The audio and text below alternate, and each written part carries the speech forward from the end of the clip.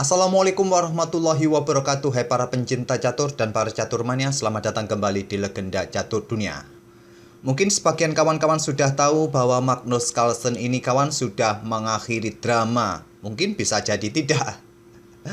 Pada podcast hari Selasa kemarin kawan, melalui sponsornya Unibet, Magnus Carlsen ini mengumumkan bahwa dia sudah tidak ada motivasi lagi untuk berhadapan dengan Ian Nepomniachtchi sebagai pemenang kandidat turnamen bulan lalu kawan untuk pertandingan kejuaraan dunia tahun mendatang. Pernyataan ini sebetulnya sudah dimulai Magnus Carlsen setelah dia menjuarai kejuaraan dunia saat mengalahkan Ian Nepomniachtchi tahun lalu kawan, bahwa Magnus Carlsen ini pernah melontarkan pernyataan, selain Ali Reza Firoza yang menjadi juara kandidat tahun 2022 ini, kemungkinan Carlsen akan melepaskan gelarnya. Dan ternyata setelah pernyataan ini cukup liar beberapa bulan kawan, akhirnya Magnus Carlsen secara resmi mengungkapkan bahwa dia akan pensiun dari kejuaraan dunia. Tapi dia tidak akan mengakhiri karir caturnya kawan. Dia akan terus bermain di turnamen-turnamen dunia untuk mengejar keinginannya untuk mendapatkan ELO 2900. Jadi nanti di kejuaraan tahun 2023 kawan, Ian Nepomniachtchi akan diadu dengan Ding Liren sebagai pemain nomor 2 dunia dan sekaligus juga runner up dari kandidat turnamen bulan lalu kawan. Alasan utama dari Magnus Carlsen untuk menyerahkan gelar juara dunianya ini kawan cukup simpel. Dia sudah tidak punya motivasi lagi untuk menjadi juara dunia kawan. Dia hanya ingin mengejar angka rating 2900 itu. Memang ada desas-desus bahwa Carlsen ini tidak menyukai format yang ditawarkan oleh FIDE. Tapi beberapa minggu yang lalu saat berhadapan atau bertemu dengan Presiden FIDE, bahwa dia mengungkapkan tidak mempunyai tuntutan terhadap hal itu. Jadi simpel, dia memang sudah tidak mempunyai motivasi.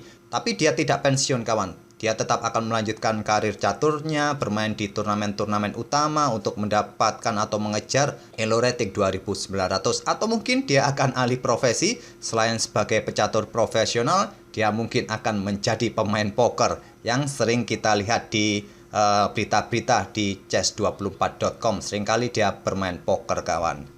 Itulah kawan sedikit berita yang sedikit menggegerkan dunia percaturan internasional bahwa Magnus Carlsen akan siap melepaskan gelar juara dunia kepada Ian Nepomniachtchi atau Ding Liren kawan di tahun 2023 mendatang. Dan untuk game yang akan kita ulas nih, saya sajikan pertempuran Magnus Carlsen versus Ian Nepomniachtchi di turnamen Super United Kroasia Rapid dan Blitz tadi malam di babak pertama. Ya, undiannya dia mendapatkan meja pertama di babak pertama, langsung bertarung mereka berdua ini kawan. Langsung kita simak permainan mereka berdua. Carlsen pegang putih mengawali dengan pion D4, kuda F6 oleh Ian Nepo, pion C4, pion E6. Kuda F3 anti Nimzo Indian dan pion D5, Queen's Gambit Decline. Kuda C3, pion C5. Kita lihat lagi kawan permainan Ian Nepo bermain dengan semi-Tarrasch defense. Tadi pagi sudah kita lihat permainannya Ian Nepomniachtchi saat melawan Mamet Yarov. Kita sudah ulas gamenya kawan. Mamet Yarov melanjutkan dengan pion E3 dan dilanjut seperti ini kawan. Dengan permainan ini Ian Nepomniachtchi tadi kalah oleh Mamet Yarov karena Ian Nepomniachtchi tadi nekat melakukan pertukaran benteng dengan kuda putih di permainan middle game kawan, sehingga kalah kualitas perwira di permainan end game. Tapi kita tidak lihat permainan seperti ini. Magnus Carlsen melanjutkan pertukaran pion C pukul pion D5 terlebih dahulu. Dan kemarin sudah kita lihat juga permainan seperti ini dari Gukes saat melawan Esipenko kawan, di mana Esipenko memukul balik pion putih menggunakan kuda dan berlanjut seperti ini kawan. Dengan permainan seperti ini, Gukes yang pegang putih kalah oleh Andriy Esipenko kawan dengan ide pion H4 setelah hitam melakukan rokade pendek. Tapi tidak terjadi di game ini kawan. Saat terjadi pertukaran pion C pukul pion D5 tadi, di sini Ian Nepo melanjutkan dengan langkah pion C pukul pion D4 putih, dipukul balik menggunakan menteri oleh Carlsen, dan selanjutnya di sini pion E pukul pion D5 dan Carlsen membuat langkah pengorbanan pion di peta E4. Dan langsung diterima oleh hitam atau Ian Nepo. Pion D pukul pion E4 dan tidak mungkin akan dipukul balik menggunakan menteri kawan karena di sini masih ada kuda. Kalaupun kalian memukul balik menggunakan kuda, di sini maka Menteri Hitam akan pukul Menteri Putih terlebih dahulu. Setelah dipukul balik oleh kuda putih, kuda hitam mendapatkan kuda putih E4. Hitam bisa menang. Jadi setelah terbukanya lajur D, setelah mengorbankan pion yang diterima oleh hitam, Carlsen langsung bertukar menteri terlebih dahulu. Ini memaksa raja akan pukul balik Menteri Putih, langkah paksaan. Selanjutnya kuda G5. Ingin rebut pion ini kembali atau memberikan ancaman skak garbuan terhadap benteng.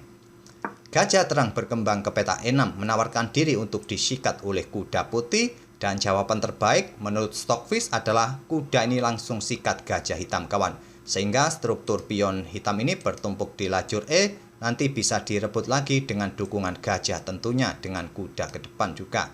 Apakah di Fiacento gajah bergerak ke sini bisa mendapatkan pion ini kembali nanti. Carlsen menolak bermain dengan pion A3. Selanjutnya kuda B berkembang ke D7. Barulah sekarang Carlsen sikat gajah hitam ini dengan kuda, dipukul balik oleh pion F. Pion G3 lanjut Carlsen berencana Fiacento gajah rebut pion hitam ini kembali dan juga persiapan mungkin rokade pendek kawan. Dijawab dengan langkah benteng C8. Gajah G2, di sini kuda C5 memperkuat posisi pionnya sekaligus ingin bergerak ke peta D3 ancaman skak serta garbuan pada gajah kawan. Dan di sini Carlsen terlebih dahulu rokade pendek mengamankan raja menghindari potensi skak. Ianipo melanjutkan pengembangan gajah gelapnya ke peta D6. Di sini benteng B1 lanjut Carlsen untuk menghindari potensi ancaman dari kuda dan mungkin mendukung pionnya ke depan kawan. Di sini gajah E5 lanjut Ianipo, apakah ingin sikat kuda nanti kawan sehingga pion putih nanti akan tercerai-berai, terpisah-pisah dan pionnya sendiri akan aman dari ancaman kuda serta gajah ini? Mungkin bisa seperti itu. Carlsen membiarkan saja, malah dia bermain dengan pion B4, menawarkan pertukaran kuda. Gajah hitam bisa sikat kudanya di peta C3, Carlsen juga mendapatkan kuda yang ada di peta C5. Tapi Carlsen nanti akan mempunyai lajur B yang akan terbuka. Di sini Ianipo menolak pertukaran, memilih kuda ke peta D3. Kalau melanjutkan pertukaran seperti ini, tentu Carlsen akan ambil kuda ini dengan membuka lajur B kawan. Dan pion ini menjadi incaran berikutnya dari putih. Langkah terbaik adalah benteng C7 tidak terburu-buru untuk ambil pion putih ini. Jangan sampai benteng putih masuk ke dalam atau invasi di baris ke-7. Oleh karena itulah kuda D3 pilihan Ianipo dan di sini kawan kuda ambil pion E4 balas Carlsen.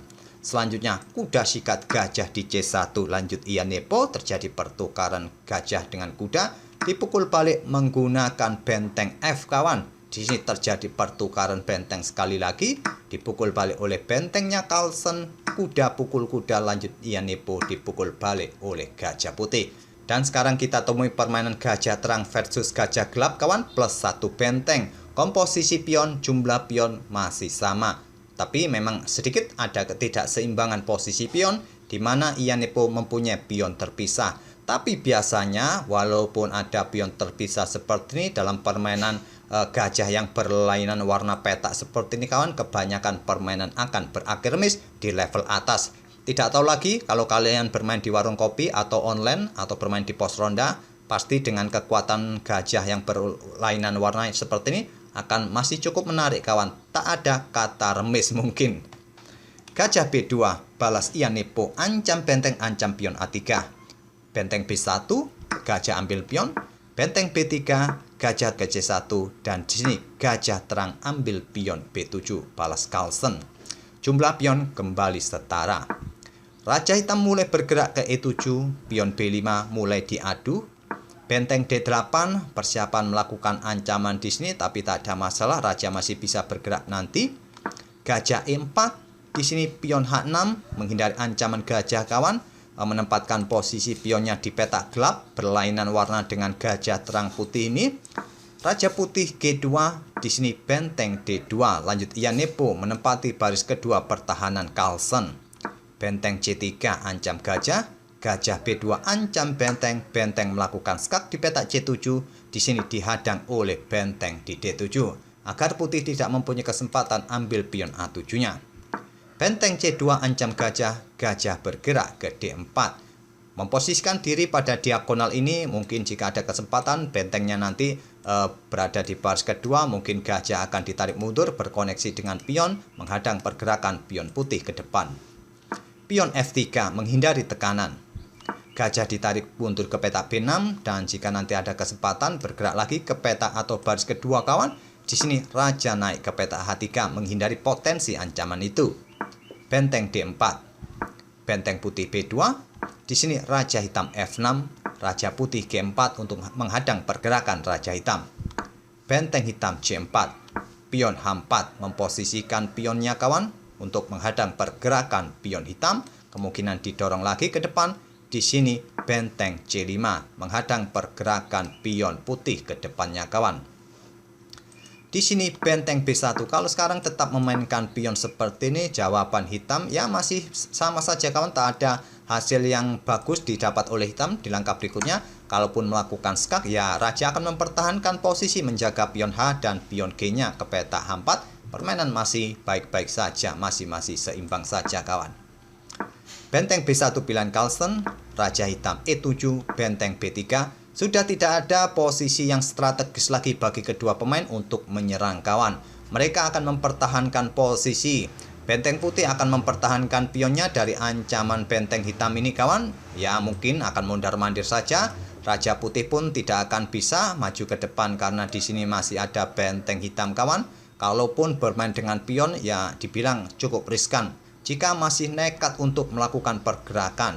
Biasanya seperti itu akan terjadi permainan remis dengan langkah-langkah untuk mempertahankan posisi. Raja hitam F6, benteng B1, raja hitam E7, benteng putih B3, dan di sini raja F6, benteng B1. Permainan berakhir dengan 3/4 repetition move atau langkah-langkah yang berulang selama 3 kali kawan. Itulah kawan hasil remis yang didapat dari partainya Magnus Carlsen versus Ian Nepomniachtchi di babak pertama. Di matchday pertama, Magnus Carlsen mendapatkan 2 kali remis, 1 kali menang, sedangkan Ian Nepomniachtchi 2 kali remis, 1 kali kalah dari Mamedyarov di babak ketiga yang sudah kita ulas tadi kawan.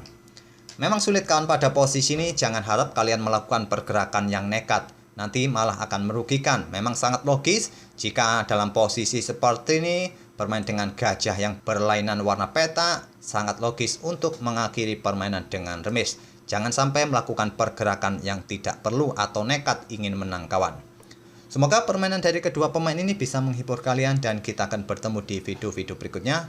Terima kasih. Wassalamualaikum warahmatullahi wabarakatuh.